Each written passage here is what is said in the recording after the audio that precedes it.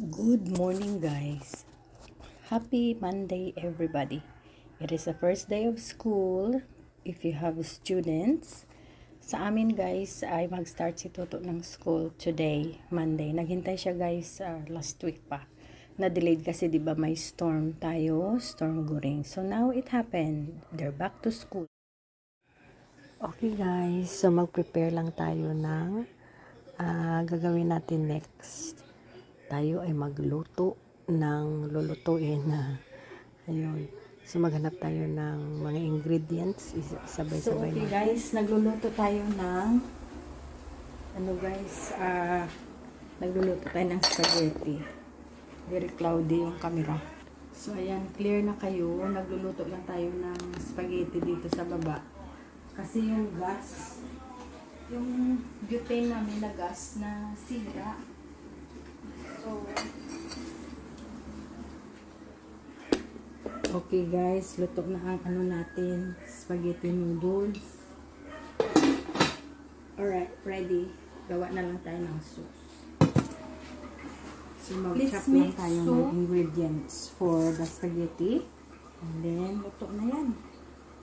And then, we'll cook the sauce. Ito yung binili ni Daddy. He paid 175 for the beef. Ayan. So, maybe, I don't know. I have to put, maybe, I'll just put half of that one. I'm not sure. But we're gonna try and save some. Yeah, because it's like a lot. So, I think he had over half a kilo. It's a bit too much. But it's good. Because the remaining, we can use for something else. So, okay guys, mag-organize tayo. Magluto tayo ng sauce niya guys. So, dito lang tayo magluto sa ating induction. Bibili kami ni Daddy ulit ng another. Ano nga ito guys? Yung another butane. Dalawa na yung butane namin na nasira na stove. May dalawa akong dala galing sa Australia pero ayaw niya magtanggap ng reuse na bato. Gusto niya bago. So, tinabi ko lang siya muna kasi gumagamit sila ng reusable na bottle. So, bibili ulit ako ng mga bago para may store din kami sa shop kasi may bumibili na parang regas nila yung mga bote, diba? Sa Australia kasi guys, wala yan eh. Hindi na yan tinatanggap yung mga ganyan. Dapat i-dispose mo na siya.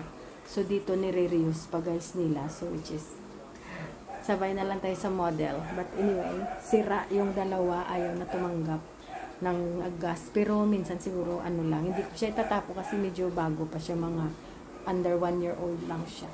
So, bibili kami siguro nito isa para doon sa 3rd floor. Para may isa dito sa baba. O, i-ano ko to sa 3rd floor. And then, I'll put this here. So, magawa naman ako ng area para makaluto tayo dito.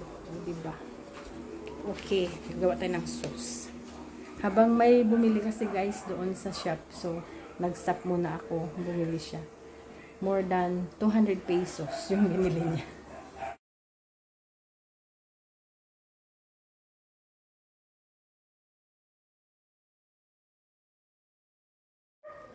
So ayan guys, mag-rearrange tayo ng kitchen kasi nasira nga yung butane stove namin. So, more problem na naman sa bahay. Nasira yung mga butane namin na stove. Dalawa na sila guys. Actually, 4 na sila. Dalawa sa 3rd floor at dalawa sa baba. So, ayaw nila tanggapin yung second hand na So guys, luto na ang spaghetti. Cook already. Pagi. Pagi ang camera natin. Spaghetti on bread. Spaghetti on bread. Carbohydrate on carbohydrate. Carbohydrate on carbohydrate. Plus the sweetness. Plus the sweetness.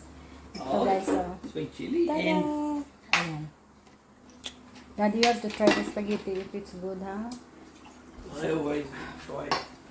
I didn't try it. But anyway, we have siupaw.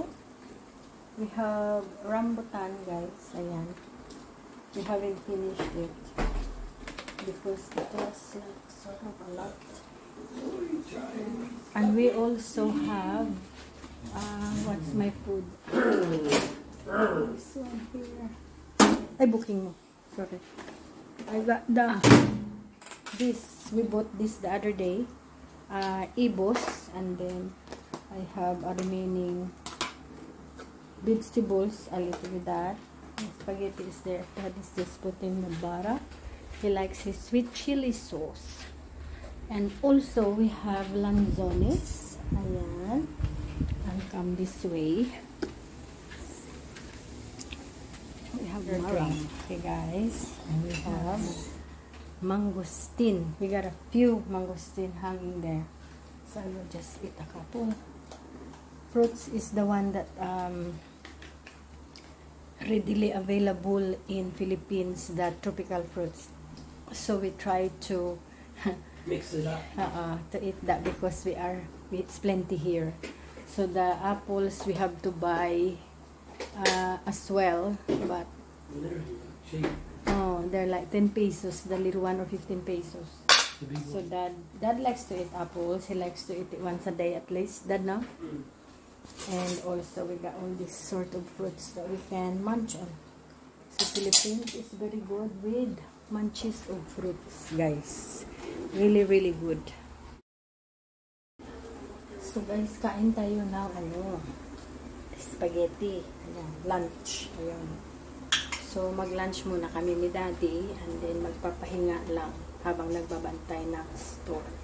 So ayan, at kain lang ng fruits. Ayan. So this is our typical morning. May dumating na kaibigan ko na nagbibinta ng mga prutas. Tapos bumili kami ng charcoal, uling na parang ibibinta siya sa shop. So ayun. So may uling na tayo guys. Lahat ng naghahanap ng charcoal, mabigyan na sila. So yun ang ano natin. So we have to organize. So yan guys, kakain muna ako ng spaghetti. So guys, I'm thinking, yun na yung mga viewers ko noon na English speaking. Nung nag-umpisa ako ng channel, medyo na ko na sila guys, nalagpasan kasi nga yun, nasa Pilipinas na lang tayo. Pero ang problema guys, hindi sila makaintindi ng vlogs ko. Tapos nagsusubaybay din yan sila sa amin kasi kumukuha din sila ng mga ideas kung paano mag-retire dito sa Philippines, paano kami kasaya. So hindi ko siya hindi sila makaintindi kasi nga hindi English. But next time, of course, I will try my very best na I will vlog in English so at least everybody can understand. Because the Filipinos, no problem in English guys, they will understand and they do understand. So ayan, but we just have to worry about our subscribers that are not Filipino speaking people, so at least they understand what we are talking about. Okay, so this is our typical morning in the Philippines and I'm just about to have my spaghetti. So we got really busy in the shop this morning and Dad went out to get the mincemeat and the water. He went by himself, and then in the market, which is only about not long way, but maybe 20 minutes back and forth. So he didn't get that many stuff, only what we need. So later we will see what we can do for you guys. So we shall see you in a little bit. Thank you for watching. Bye bye now.